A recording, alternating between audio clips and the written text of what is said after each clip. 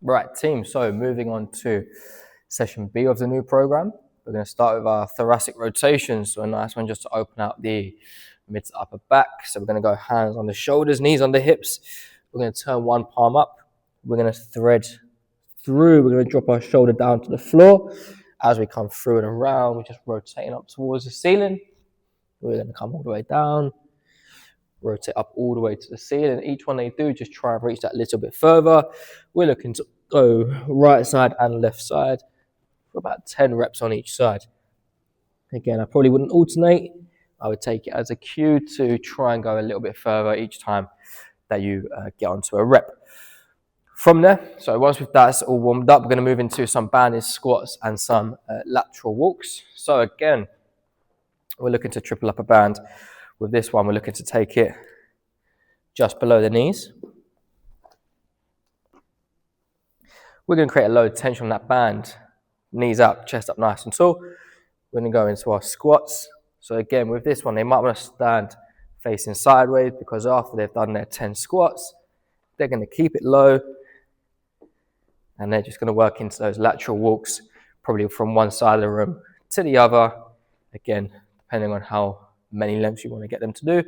It could be a case of up and down the track. It could be a case of up and down the room. Coach's choice, depending on how much you want to kill their legs. So you've got your squats and you've got your lateral walks as well. By that point, their glutes and quads should be on fire. Moving on to our next movement, we're then going to take that band off. And what we're going to try and mimic with this one is the hand position of a barbell back squat, which we have later on in the program. So I'll face this way so you can see. But the idea from here is that band is going to line up with elbow with shoulder, elbow with shoulder, elbow with wrist. From there, shoulder back and down. We bring the arm back. We try and hold it there for a split second. And we bring back in. We pull back. And we pull back in. I'm going to just keep checking over my shoulder just to make sure that the elbow isn't creeping forward or creeping back. So I'm just going to make sure everything's in line. I come up and I come down. Come up and I come down. I'm going to replicate that on the other side. So again, make sure everything's in line. I just have a little check. I'm just externally rotating for about 10 reps on each side. Might be quite a nice one for people when they do eventually get into their back squats in part B. That getting into that position there becomes a little bit smoother for them. That's our mobility done. Again, like I said, for part A, if it's a case of on week 1 we do 1 round of that, but on week 5 we do 2 rounds, we do 2 rounds. Now, going off what we've been learning in our CPD and our lift the bar courses, Jake came and did like a really good pulling workshop with us about pull-ups and whatnot. We always say people really want to work on their pull-ups. We went through what's the hardest part of the pull-up, and it's the initial pull. So that is what we're going to start working on when we get into our movement prep. So we're going to grab 2 bands, one slightly heavier than the other, and I'll explain why. So to start with, we're going to start with that heavy band, and we're going to think about shrugging up and shrugging down. So we're going to go into our what we call scapular pulls. So this is just going to strengthen up our scapula and our shoulder blades. So when we get into our first initial reps, that is nice and strong. Once you've done 10, you're going to do 5 heavy half reps. So you're going to come down halfway and back up. Down halfway and back up. If they can get the band all the way down here, it's not heavy enough. So it might be a case of they need a green band up there. So 5 heavy, straight into 5 each side, alternating pull downs. So now what they've done is they've warmed up their scapula, they've warmed up for the first initial pull of that pull up, and then they've warmed up into their full range of their pull up. Little bit of a giveaway, we've got pull ups in part A. So this is going to hopefully prep them nicely for this. So scapulars for 10, heavy partials for 5 full range, alternating left and right. With that, once they've done that, they're going to go into a hip bridged walkout. So a little bit more glute and hamstring dominant now. But from here, they're going to bridge up. They're going to walk right leg out, left leg out, right leg in, left leg in. And then they can reset. I'm not going to lie, I just got cramp. So that is quite a tough movement. So smaller movements if you need to. So from there, might be small, small, small, small, and then they can gradually build it up into a greater range, either along the session or along the weeks. It's completely down to them, but tough. So that might be a case of it only goes 3 on each side. And again, if you want to rack 2 rounds in, we can. If not, 1 round should be enough for the first week. We don't want to overwhelm them with information. Moving into part A, we've got our pull-ups and hamstring curls. Again, these movements that we're doing today are the same across shape and strength. The only difference is the shape will have that partial rep. I'll explain what we're doing with that partial rep. So with part A, we've got our pull-ups and we've got our hamstring curls. So these bands are now going to come down. We're going to adjust the bench so it's slightly further away from us.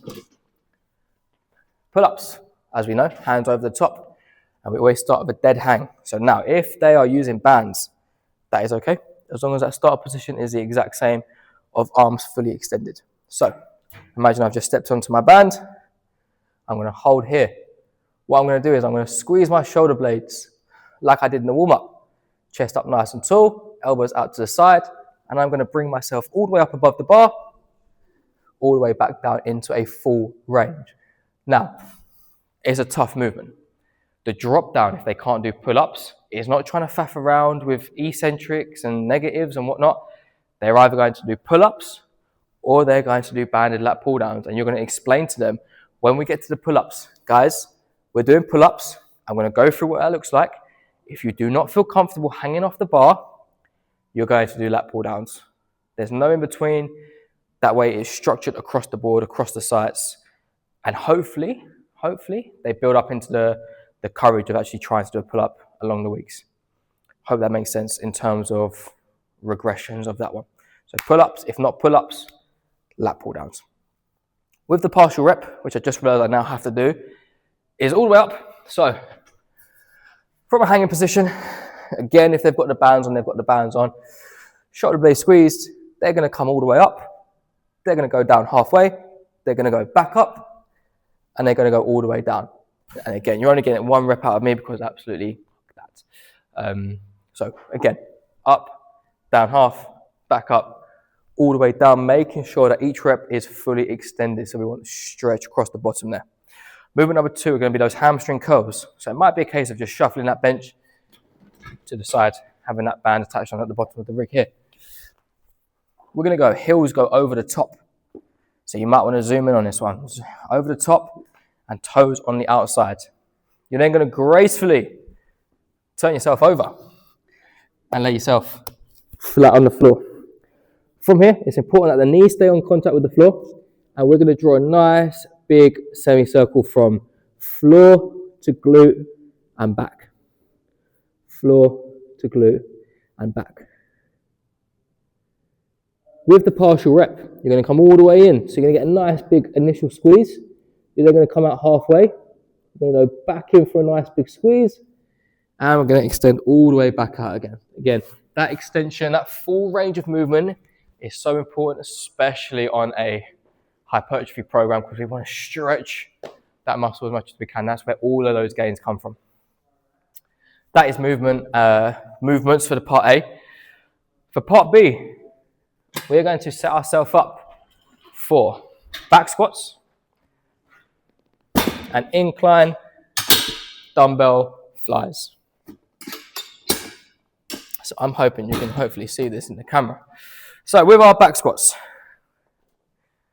we know how to set them up. We go bar roughly around shoulder height, enough so you can get yourself in and out of that bar nice and comfortably.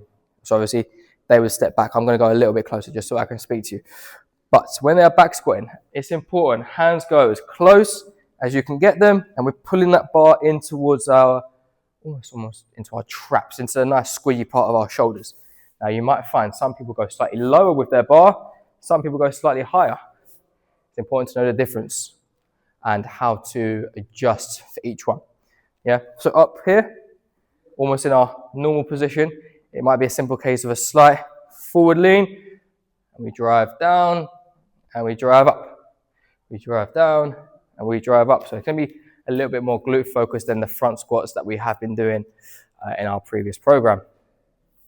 Again, we've got those partial reps. I keep forgetting about them ones. So we do full range first. So all the way down into that back squat. We come up halfway. We go back down and we drive all the way out of that bottom position there. Hopefully that makes sense. We go all the way down, up half, down, and all the way up. That is going to be where that partial rep happens for those on the shape. Now with the incline flies, I think it might be the first time we've had these as one of the main movements in the workout itself. But you're going to set your bench up to an incline of 1 or 2. I've gone 2. 1 should be absolutely fine as well. You're going to start with the dumbbells directly above the shoulder. We're going to squeeze the shoulders down. We're going to soften the elbows. Now from here, we come all the way out. That dumbbell should be in line with my shoulders. And I fly and bring them all the way back up to the top here. Now the important part for that partial rep is coming all the way out, control, up half, back down for a nice big stretch, and all the way in. Now to get the most out of your pec fly, you want to take that dumbbell with control past your shoulders or past your chest. Yes, it's challenging. Yes, it might be a little bit of an uncomfortable stretch, but that's going to get you the most out of it. If they can't do it without pain or control, it's probably a little bit too heavy. Drop it down. Some 2.5 kg plates or even some 1.25 kg plates, but keep it controlled. What you might find a lot of people do is their arms come down here. Keep them in line with our shoulders the whole time. It shouldn't come out of that path. If anyone's got really bad shoulders, it might be a simple case of just bring it down into a flat bench or just assessing what their range of movement might look like for that fly. Again, for the finisher, coach's choice. So we're going to go a little bit of cardio. Movement number 1 is going to be something explosive or plyometric, whether it's a burpee broad jump, squat jump, med bull slam, whatever it might be, something explosive or plyometric. Then we're going to do a core variation. So it might be a single leg sit up, side plank rotations, whatever it might be, and then also a member's choice or a work on weakness at the end. Again, like I said before, it might be a simple case of not just doing curls and some more sit-ups. It might be someone wants to work on their overhead mobility. It might be someone wants to stretch their lower back or strengthen their lower back, so you give them some Supermans to do. Something that's going to benefit them over the 6 to 12 weeks that we do this. Not just being lazy with it and just letting them crack on with whatever it might be. It might also be a simple case of they want to learn a new skill. So if they've been nervous to come to those barbell clubs or those Metcons or those tough guys or those boxing classes, it might be something specific that you do in those classes that you show them to do, and they've got a little bit of time to practice with it at a little bit more of a controlled environment. I hope that makes sense. That is session B. Hope that is clear. If you've got any questions, again, let me know. If not, see you next week.